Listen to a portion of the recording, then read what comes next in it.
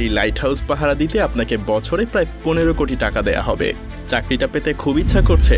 আরও অফুরন্ত সুযোগ সুবিধা আছে। যেমন এখানে থাকবে না কোনো বস, আপনি সম্পূর্ণ একা।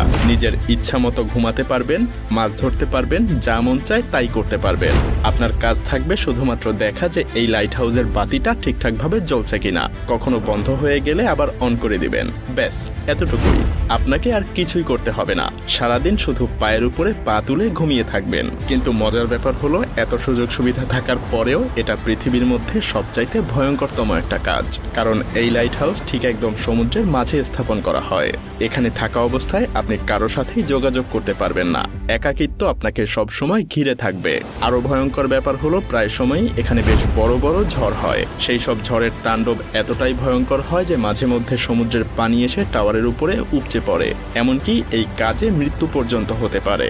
আরো কি কি মহাবিপদ এখানে ওত পেতে থাকে তা একটু পরেই জানতে পারবেন। এখন হয়তো এসব দেখে আপনার মাথায় প্রশ্ন আসতে পারে যে এই লাইট হাউস সমুদ্রের মাঝেই কেন তৈরি করা হয়েছে, এর কাজই বা কি, আর কেনই বা এই লাইট হাউসের উপরে সবসময় নজর রাখতে হয়, কেন এর লাইট কখনো বন্ধ করা যায় না। রহস্যময় এই লাইট হাউসের আদ্যপান্ত জানতে হলে আমাদেরকে কয়েক বছর পেছনে ফিরে যেতে হবে। তখন যাতায়াতের জন্য না ছিল কোনো গাড়ি, আর না ছিল অন্য কোনো যানবাহন বা আকাশপথ। তাই বিশাল লম্বা পথ পাড়ি দেওয়ার জন্য একমাত্র উপায় ছিল পানিপথ। সেই সময় ক্যাম্পেট মারিয়াস নামের একজন অসাধারণ নাবিক ছিলেন। তিনি অনেক প্রতিকূল অবস্থাতেও সমুদ্র পাড়ি দিতে পারার জন্য বেশ বিখ্যাত ছিলেন। তো একবার তিনি সমুদ্রের মাঝেই ঘুটঘুটে অন্ধকার একটা জায়গা পাড়ি দিচ্ছিলেন। ঠিক তখনই সমুদ্রের নিচে থাকা কিছু পাথরের সাথে জাহাজের ধাক্কা লাগে।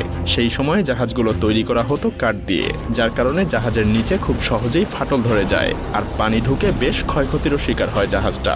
এই দুর্ঘটনার পর ক্যাপ্টেন মার্শিয়াস এর সমাধান খুঁজতে থাকেন। তিনি এমন কিছু তৈরি করতে চাচ্ছিলেন যে এই ধরনের সমস্যা থেকে বাঁচানোর জন্য আগে থেকেই জাহাজের নাবিকদেরকে সাবধান করতে পারবে। কিন্তু এখানে মহাদুশ্চিন্তার কারণ হয়ে দাঁড়ায় প্রশান্ত মহাসাগরের বিশালতা। কারণ প্রশান্ত মহাসাগর এতটাই বড় আর বিশাল যে যদি 7টা মহাদেশের সমস্ত ভূমি একত্রও করা হয়, তবুও প্রশান্ত মহাসাগরের আয়তনই বেশি থাকবে। হাজার হাজার বছর আগে যখন নাবিকেরা এই বিশাল সমুদ্র পাড়ি দিয়ে যাতায়াত করত, তখন তাদের সমুদ্রের নিচে থাকা কোনো কিছু সম্পর্কেই কোনো ধারণা থাকতো না। এমনকি তাদের সামনে থাকা রাস্তা সম্পর্কেও তাদের কোনো আইডিয়া ছিল না। সেই সময়ে পথ নির্দেশের জন্য কোনো রকম প্রযুক্তি তো ছিলই না, যেটা তাদেরকে রাস্তা চিনতে সাহায্য করতে পারত। মূলত সেই সময়ে নাবিকদের সমুদ্র পাড়ি দেওয়ার জন্য সূর্যের দিকে কিংবা চাঁদতারার উপরেই নির্ভর করে চলতে হতো। আর এই দিক নির্দেশনার সমস্যার জন্য চলতি পথে বাড়তি আরো দু একটা উটকো ঝামেলা এসে জড়ো হতো, যেমনটা ক্যাপ্টেন এলিসের সাথে হয়েছিল। একবার ক্যাপ্টেন এলিস তার নাবিকদের সাথে প্রশান্ত মহাসাগর পাড়ি দিচ্ছিলেন। তো একদিন রাতে হঠাৎ করে ঝড় শুরু হয়। পুরো আকাশ ঢেকে যায় কালো মেঘে।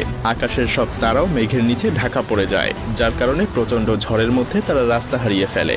যখন সকাল হয় তারা দেখতে পায় বিশাল সমুদ্রের মাঝে তারা হারিয়ে গেছে। তাদের কাছে তখন খাওয়ার জন্য কিছুই ছিল না, না ছিল পানি, না ছিল কোনো খাবার। ক্ষুধা আর তৃষ্ণায় নাবিকদের অবস্থা বেশ খারাপ হয়ে যায়। তারা সমুদ্রের বিশাল পানির মধ্যে থেকেও পানির অভাবে তৃষ্ণায় কাতর হয়ে গিয়েছিল। এমনকি অনেক নাবিক মারাও গিয়েছিল। এরপর অনেক কষ্টে ক্যাপ্টেন তীরের দেখা পায়। এরপরেই মূলত লাইট হাউস তৈরির যাত্রা শুরু হয়। মিশরের ভূমধ্যসাগরের পাশেই ছিল আলেকজান্দ্রিয়া। সেই সময়ে সেখানকার শাসক ছিলেন টলেমি দ্য সেকেন্ড ফিলাডেলফিয়া। কিন্তু এই রাজ্যের জন্য সেই সময় সবচাইতে বড় সমস্যা ছিল তাদের অবস্থান বা লোকেশন। আপনি যদি এই ছবিটা একটু ভালো করে লক্ষ্য করেন তাহলেই বুঝতে পারবেন এই শহরের মধ্যে প্রবেশের জন্য এই জায়গাটা দিয়েই যাতায়াত করতে হতো। আর এই জায়গাটার আশেপাশে অনেক বড় বড় পাথর ছিল, যার ফলে এই শহরে বাণিজ্য করতে আসা জাহাজগুলো যখন এই রাস্তা দিয়ে পার হতো তখন খুব সহজেই পাথরগুলোর সাথে জাহাজগুলোর ধাক্কা লাগতো।